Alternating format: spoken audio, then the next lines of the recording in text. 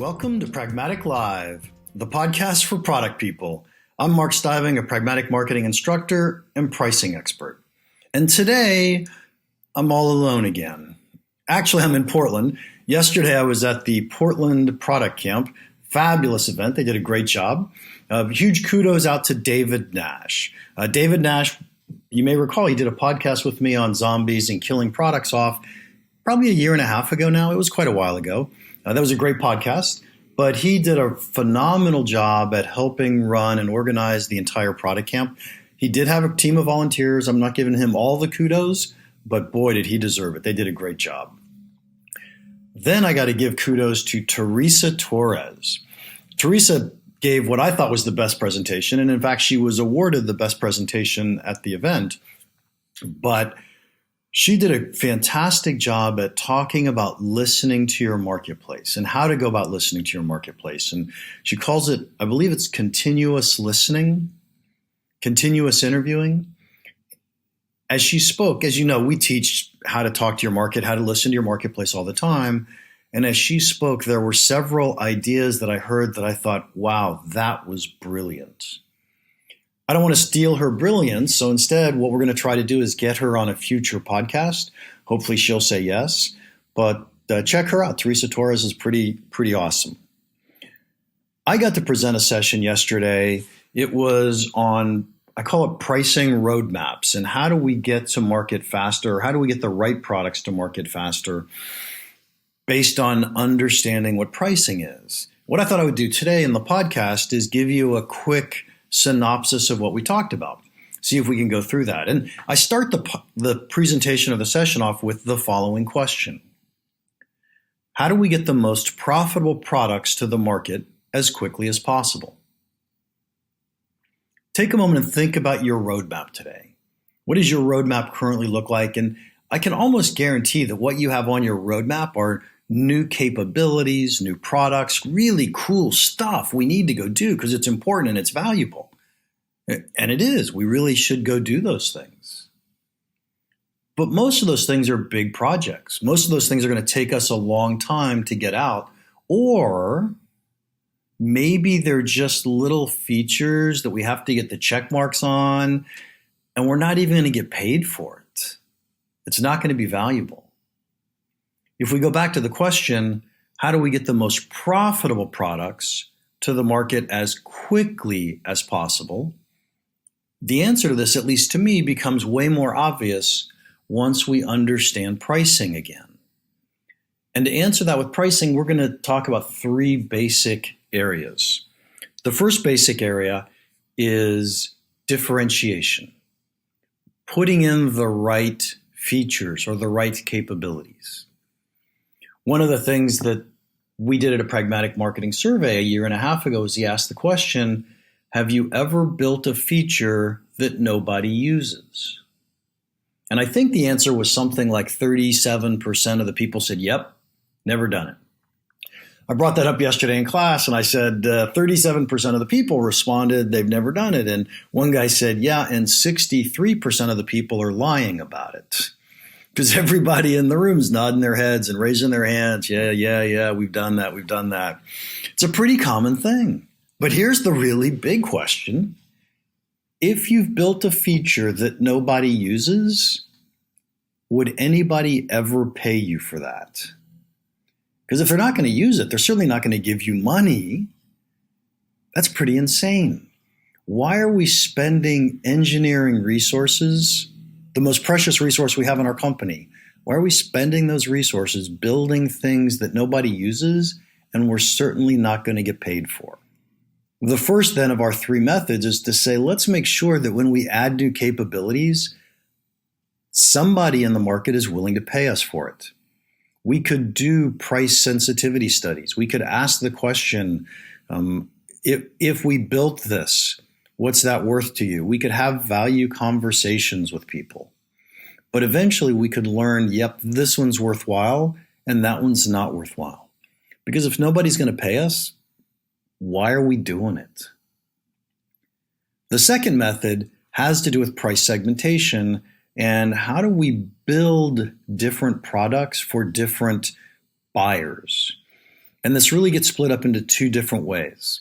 The first way it gets split up is building different products for different market segments. If you have a market segment that's willing to pay you a whole lot more than a different market segment, maybe there are a few features you can add to your product. Maybe there's a little bit of a capability that targets that specific market segment and makes them really happy. And because of that, they would pay you more for the overall solution or capability. In the semiconductor industry, where I've worked quite a bit, we used to have space-hardened parts. You could take a standard one of our parts, let's say it costs $1 in the marketplace if you wanted to go buy it. And yet we would sell it to NASA or space systems. We called them space parts. And we would sell them for $1,000. Now, it doesn't mean that it's the exact same part because we actually put work into it. We put them in burn-in ovens for longer. We tested them. We hardened them. But we certainly didn't put $1,000 worth of effort into it. The point is, because of this huge difference in willingness to pay, we could tweak the products, create the product that's slightly different, and be able to get a different market segment to pay us a whole lot more. There are lots of situations like this, lots of companies where different market segments might have a much, much higher willingness to pay. Do you target bankers and accountants? My guess is bankers would pay you more than accountants would if you could tweak the product so that it was really valuable to bankers, and then leave those features or capabilities out for the product that you build for accountants. The other method we can use inside price segmentation has to do with good, better, best. Once you've chosen a market segment and said, we're going to go target this market segment, then some people would be willing to pay you a whole lot more than other people would be willing to pay you. Could we create products specifically so that the people who are willing to pay us a lot have the product to choose from and they like it, and the people who are really price sensitive still can buy from us? One of my favorite examples of this is Apple Computer or Apple iPhones, and Samsung does this with their Androids as well. But prior to this last release, every time Apple releases an iPhone or an iPad or an iPod, they always have 3 versions of it: small memory, mid-level memory, and max memory. And I always ask the room when I'm teaching, how many people bought the one with the most amount of memory? And usually you'll get 10 to 20% of the room raise their hand. Then I would ask, how many people bought the one with the least amount of memory? And usually you'll get 10 to 20% of the room raise their hand. And then I ask, how many bought the one in the middle? And most of the hands in the room go up. Here's how everybody makes that decision. First, if you're an expert, if you know exactly what you need, you buy that. But most of us aren't experts. We don't know exactly how much memory we need in our iPhone or our tablet. Next, if you're relatively well off, this device is not a big part of your budget, then you tend to buy the best, the most expensive one. If it is a big part of your budget, if you're scraping to get into the product category, but you still really need one or want one, then you tend to buy good, the least expensive one. Most people buy the one in the middle. And we should be thinking the exact same thing as we put together our product portfolios. Do we just have a product, or do we have a good, better, best offering? Because if we could add a few features to our present product and make it a better product and get people to pay us more than they pay us today, then we're starting to make more money with the product portfolio. How often do we build those new features, we add them in, and then we charge the same price for it that we've always been charging? We never increase prices. It's really hard to add a feature and charge more money for that feature. But what we could do is we could start to build a new product and essentially freeze your product where it is today, add more and more capability to that product, and release it as a brand new product, call it better. And now people can choose between our two different products, our better and our good. What we do next is we do that for a couple years and then freeze the better product and add more and more capability to that. And eventually we create a best product and we raise the price on that.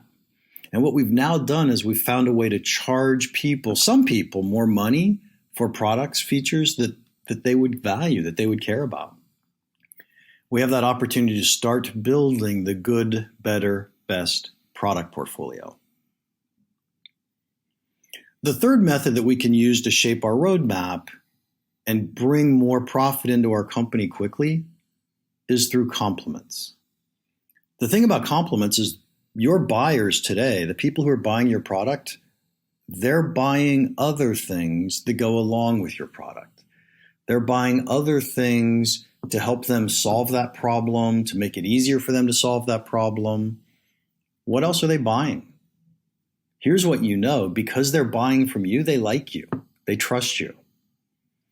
If you could start to add more and more pieces of the solution to your product portfolio, you end up making more money, more revenue, more profit.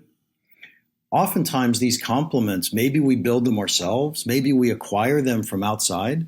And because we've acquired them and we've tested them and we know they work with our products and we're guaranteeing them and we're supporting them, we put all these pieces together at once. Because we've done all that, people tend to want to buy from us instead of from another vendor that they're not really sure that everything works together. It gives us this ability then to tweak our product portfolio and capture more revenue and more profit relatively quickly. And so we come back to that question that I started this off with, and that is, how do we get the most profitable products to the market as quickly as possible? And sure, we want those big new projects, but we could also tweak our current product portfolio by adding features that people would actually pay us for. That was the first one. By creating different market segments or different versions of our product for the different market segments, by creating good, better, best inside our market segments, by finding complements and selling more to our current customers. Each one of these are much easier than building the next really big thing. And they're also really profitable and faster. I hope that was informative to you. Please send any of your comments to experts@pragmaticmarketing.com. And as always, please don't forget to listen to the next episode of Pragmatic Live. See you next week.